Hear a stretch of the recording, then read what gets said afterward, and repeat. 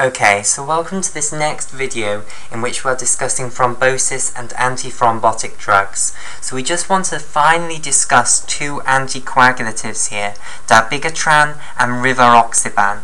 Okay, so dabigatran basically inhibits thrombin. Okay, so it inhibits this final member of both the intrinsic and extrinsic coagulation cascade. So if some prothrombin is converted to thrombin within the blood, then dabigatran will inhibit that thrombin and stop thrombin from converting fibrinogen into fibrin.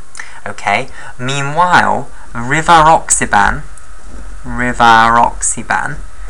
is a factor Xa inhibitor.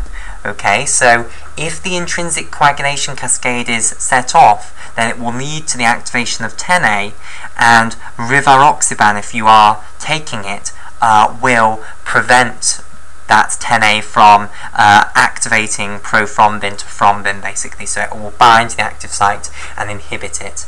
To show these in the extrinsic coagulation cascade, let me just get the extrinsic coagulation cascade here. So here we have thrombin also in the extrinsic coagulation cascade, so this will be inhibited again by this drug dabigatran. Okay, and factor Xa then will be inhibited by rivaroxaban. Okay, so here is rivaroxaban.